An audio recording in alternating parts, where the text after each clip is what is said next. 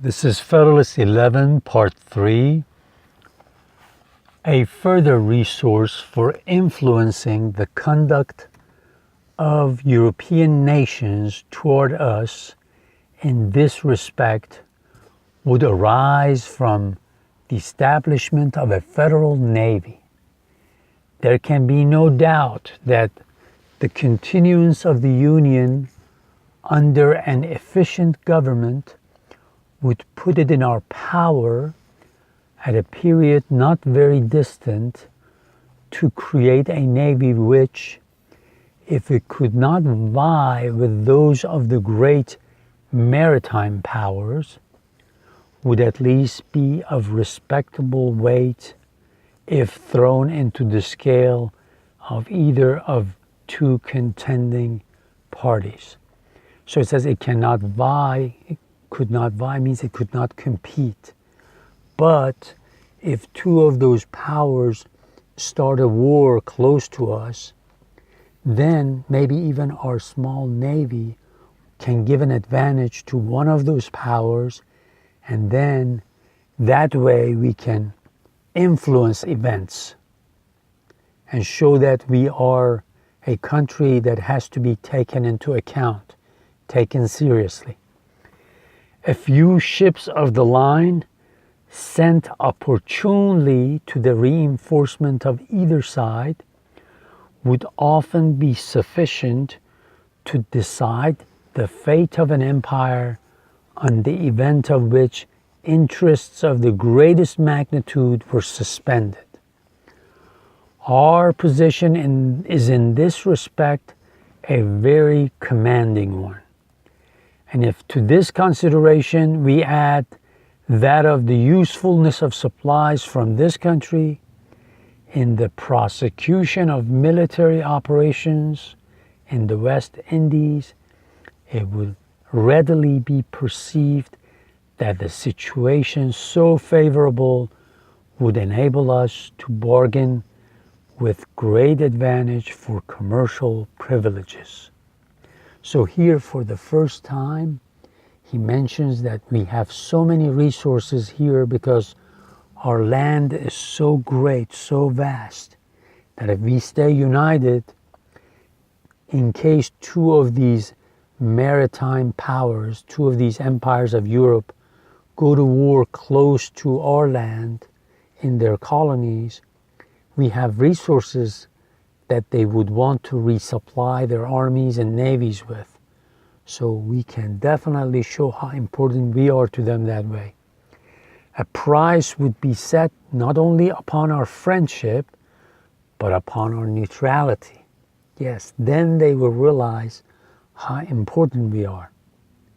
They would want our friendship, or at the least they would want us to be neutral, not take any sides. By steady adherence to the Union, we may hope ere long to become the arbiter of Europe in America, and to be able to incline the balance of European competitions in this part of the world as our interest may dictate.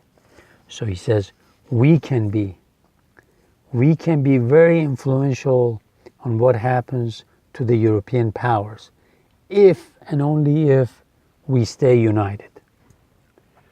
But in the reverse of this eligible situation, if we don't do this, if we do the reverse, if we do the opposite, we shall discover that the rival ships of the parts would make them checks upon each other and would frustrate all the tempting advantages which nature has kindly placed within our reach.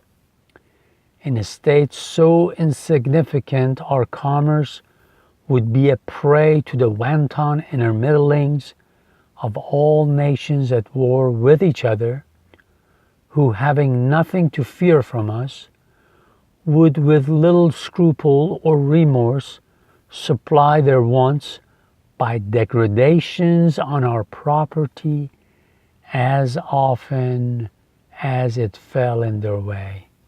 In other words, if we don't unite, we will be so weak that anybody, any of these nations, can come and plunder our land, plunder our ships, take what they want, and treat us like we are nothing.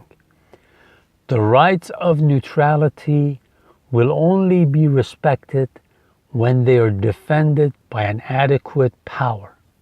A nation, despicable by its weakness, forfeits even the privilege of being neutral. This last line says if you're weak, you don't even have a right to complain because they came and plundered your land. Because if you decide to stay weak, then you're stupid. You did it to yourself. So he's telling Americans, if we put ourselves in that situation, we deserve every bad thing that happens to us because of our stupidity, because of our ignorance and short-sightedness.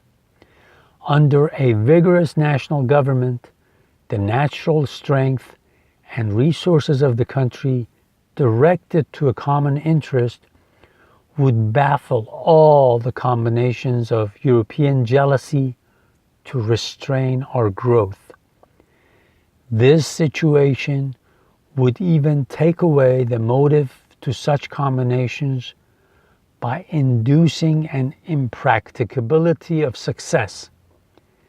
An active commerce, an extensive navigation, a flourishing marine would then be the inevitable offspring of moral and physical necessity. We might defy the little arts of little politicians to control or vary the irresistible and unchangeable course of nature. But in a state of disunion, these combinations might exist and might operate with success. It would be in the power of the maritime nations, availing themselves of our universal impotence, to prescribe the conditions of our political existence. And as they have a common interest in being our carriers, and still more in preventing our being theirs, they would in all probability combine to embarrass our navigation in such a manner as would in effect destroy it and confine us to a passive commerce. Embarrass our navigation, that word embarrass doesn't have the same meaning it does now. It means just to block, to harass us, to block our navigation, to limit our navigation. And notice when he says active commerce and passive commerce, he puts it in capital letters to say we cannot do something so that we be in a situation of passive commerce, because then we will be used and abused by these European powers. We should thus be compelled to content ourselves with the first price of our commodities and to see the profits of our trade snatched from us to enrich our enemies and persecutors. That unequal spirit of enterprise, which signalizes the genius of the American merchants and navigators, and which is in itself an inexhaustible mine of national wealth, would be stifled and lost, and poverty and disgrace would overspread a country which with wisdom might make herself the admiration and envy of the world. It says if we are wise, we can choose policies that the rest of the world would look at us and admire, and maybe they would want to follow our way. When he says the genius in the Federalist Papers, when he uses that word, it doesn't have the same meaning as we use it today. The genius of American people, or in here he uses the genius of American merchants, means what is generally accepted, what is part of the culture, what is part of almost everybody's understanding.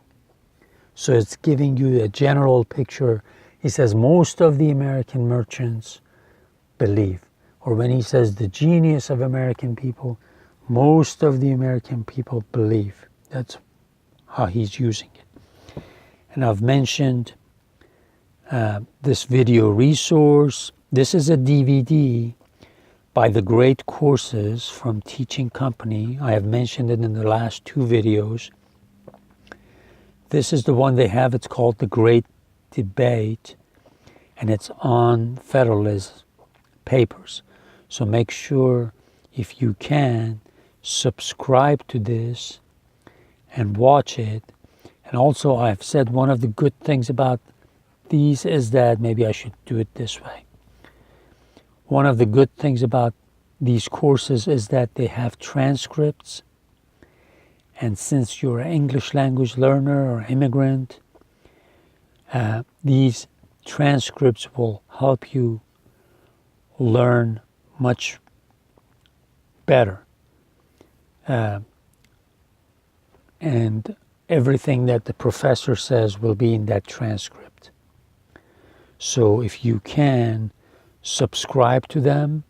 I know in the future there will be maybe some even better programs. Maybe they themselves will create better programs and the transcripts will come in the form of a PDF file or something like that.